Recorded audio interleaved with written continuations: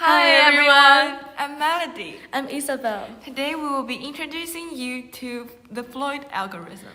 And I'll be introducing you the concept of this algorithm. I will be introducing you to a problem and how to apply this algorithm to the problem. Okay, let's start from an example. Imagine that you're traveling to somewhere and there are 4 cities and 8 roads. And your goal is to find the shortest path between any 2 cities. For example, the shortest path between city 1 to city 3. Another condition is that we allow transfers, which means that you can transfer at 2 when you're traveling from 1 to 3, which means that first you go from 1 to 2 and then from 2 to 3. Okay, and let's see the distance between 1 to 3. So if you go directly from 1 to 3, the distance will be 6. However, if you transfer at 2, the shortest distance will be 2 plus 3, which is 5. And 5 is smaller than 6, which means that the shortest path between 1 to 3 updates to be 5. And then you continue finding, for example, transfer at 4. And now compare it with our previous data and now find the shortest path. Also, if you want to go from 3 to 1, the shortest path is transferring in 4, 3 to 4, and then 4 to 1. Okay, now we have the basic concepts. If we go further to more complicated graphs, we may find the shortest path needs to transfer at more than 1 point. For example, if we have 5 cities, 1, 2, 3, 4, 5. If you want to go from 1 to 5, you may even transfer at 2 and 4, and then find the shortest path. Okay, now the problem becomes how to find or how to determine these transferring points. First, you may think of using DFS or BFS to search n-squared times between any 2 points. That's absolutely possible. However, today we'll be introducing you another way. If you want to shorten the distance between 2 points, now we've already fixed 2 points, A and B. How to shorten these paths? Of course, we need to be introduced to another point, like the 3rd point, or even a 4th point, or even a 5th point, or whenever you want, and then go to B. So let's compare the distance between here and the distance between here. So if the distance upwards, which is like after transferring, is smaller than the original one, we should update it. Let's use the same example as before, 4 cities and 8 roads. Now what I want to do is to convert this graph into a table here. And this table records all the distances between 2 points. And initially, we only record the direct distance, which means that, for example, here 2, we can see it's from point 1 to point 2. And here is a direct distance, which is 2, so we record 2.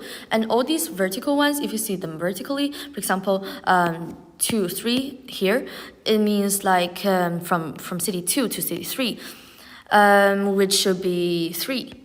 As we can see here. And what about these 5? It's like from 4 to 1. From 4 to 1, 5. Okay. Now you may ask, what does this infinity means? Okay, these infinities actually means there's no direct distance from these 2 cities. For example, 2 to 1. We can find there's no direct distances from 2 to 1, so let's first denote them as infinity.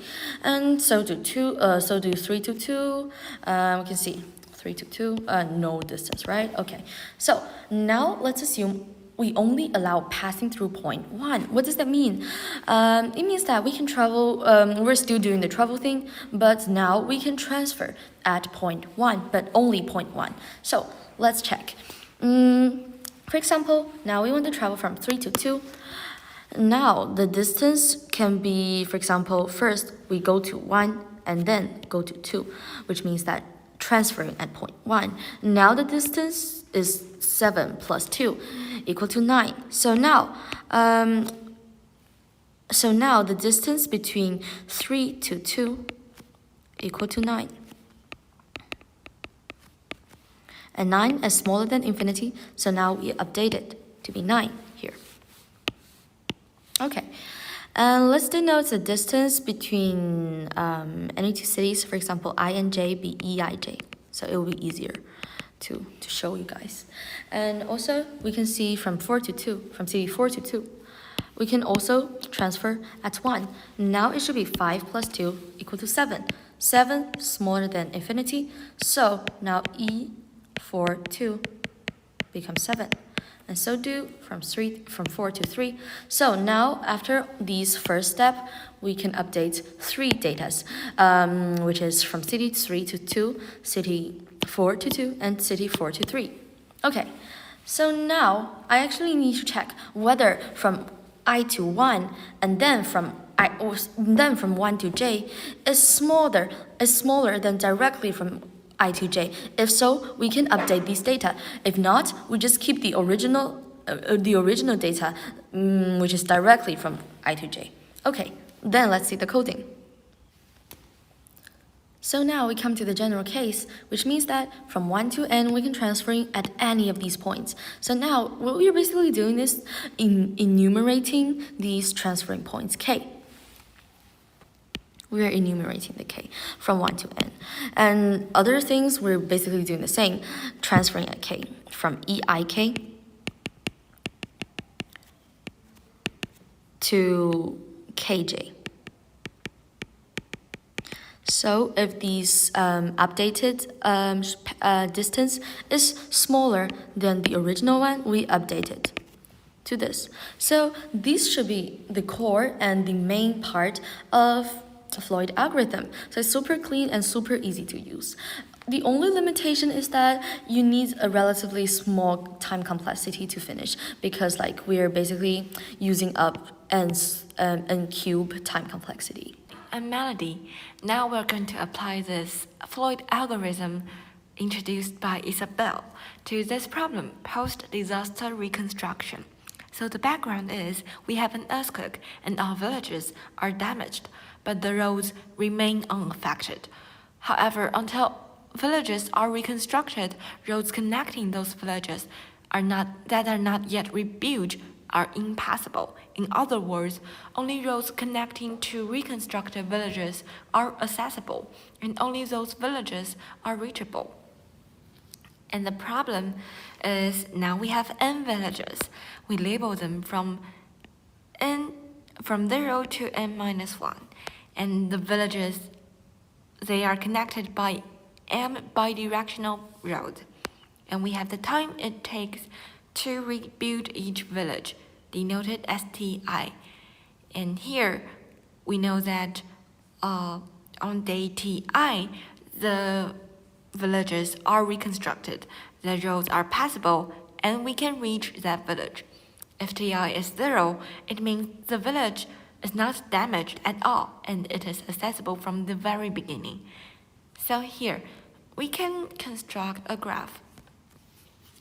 We have an edge, we have a vertex and vertexes and m edges, and those edges are bidirectional. And here we have Q queries from village X to village Y and on day T. And if there is no path from village X to Y on day T passing through any reconstructed villages, meaning like, for example, we have village X and village A and village Y. We cannot pass through village X to village Y, no matter we use whatever point, whatever village as our terminal, then we cannot find the path. Or if village X or village Y remain unreconstructed on day T, we would output -1. So we will put this file in our description so you can have a closer look. And now we are just going to look at the input format and the input example all together. So here 4 is our n, the number of village we have, and 5 is our m, the number of rows we have. And 1, 2, 3, 4, here is the time it takes to complete the reconstruction. So since the villages, they are labeled from 1 to n minus 1, sorry. So this 1 here is, we can take it as day 1. Yes, so And this 1 here is the time we need to complete the reconstruction for village 0. And 2 is for village 1, and 3 is for village 2, blah, blah, blah. And now we have the rows. There are m lines of output representing m rows. We travel from village 0 to village 2, and the distance is 1. And all the rest is the same. And we have 4 queries. We will find the shortest path from 2 to 0. So we can look at the output here. So on day 2, the path from 2 to 0 does not exist. Why? Because village 2, the reconstruction time needed is 3 times. It need 3 days. So on day 2, the village is not yet reconstructed, so the shortest path doesn't exist. And it's the same for the second query. And for this query, we will travel from 0 and then to 2 and then to 1. The path from village 0 to 2 is 1. The path from village 2 to 1 is 4. So the total shortest path we have here is 5. And this is the same for the next query. So all the thing I just said, I assumed like we are finding the shortest path. Like, so you can see it as the sort of like I am using my mind to find the shortest path. But using the Floyd algorithm, we're just like listing all the shortest path using all the terminals, using all the villages, all possible villages as all possible terminals. So this Floyd algorithm is just really efficient, and it can help you find the shortest path. Shortest path. And so here we have the time complexity can be pretty big. So if we have Q queries and we're going to run village 0 to village n-1 for every query,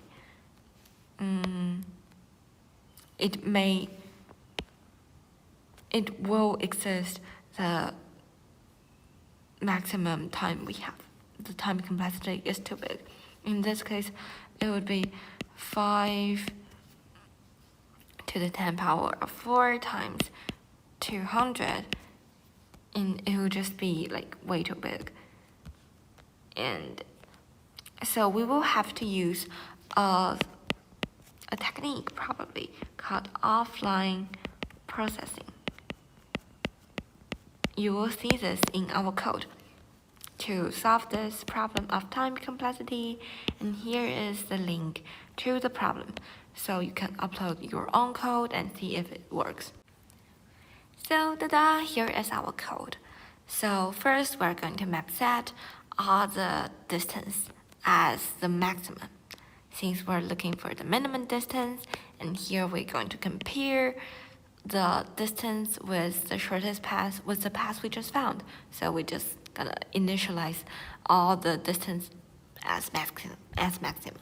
And here we input our data, and here we input the time we need for to complete the reconstruction for each village. And now we have our roads. So from village A and from village A to B, the length is L. And here we will notice that we input this value as bidirectional, because like I made up all those data, so you can have a look. So in this case, if we're going to find the shortest path from 1 to 8, we will go from 1 to 4, and then 4 to 2, and then 2 to 8. It would be 7, 2, 3, 2. However, if this road is not bidirectional, the shortest path would be like we travel to 2 and then we travel to 8, which would be 12. 12 is greater than the 7 we have here. So thanks to this bidirectional route, this is really important for using this algorithm. We have to make sure the edges are bidirectional. And then, like from village I to village I, the distance is just 0. And now we look at the query. We have Q query. And here this part is offline processing. So the requirement for us to do the offline processing is our villages are processed in ascending order of their reconstruction time. So we can go from a timeline, C1, C2, C3, and for every like a larger C2, we can just add one more village TK. Add more village at the village K, because we have this like time needed for K to finish reconstruction. So for example, this is T1 and this is T2. So when we are looking at the first query, we will be able to use village 1 as our terminal. And in the second query, C2, we will be using T2, village 2, as our terminal. This can be a little bit confusing from the when you first look at it, because like if you are not using offline processing, you would have to run Q query, and for each query, you will have to run from 0 to K. Also here, we have to notice like the initial value for K is 0. So, but here, since we use this offline processing, we can use this timeline. Every time we do not have to run all those villages we have before T1, before C1, before the C time we have. We can just run directly from C1 to C2. And for the next query, we will from C2 to C3. So why we can do this?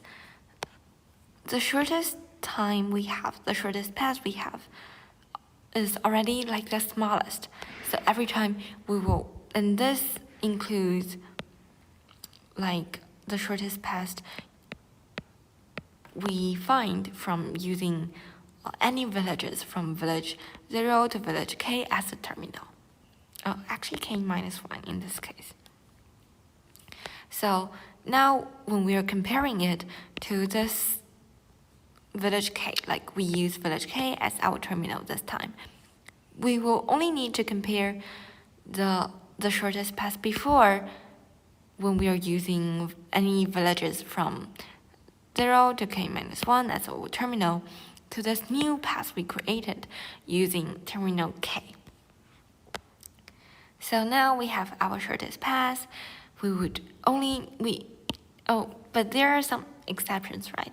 Like, for example, if at this time C, we cannot find any path, no matter we use whatever villages we already have as the terminal, then the distance will still be infinity. Or village A or village B is not yet reconstructed on day C, which means it is not accessible. In all these cases, we cannot find the path, so we would output C -1. In any other cases, we would output the shortest path we have. Ta-da! Finish! Remember, you can always use offline processing as your magical elixir to improve your time complexity.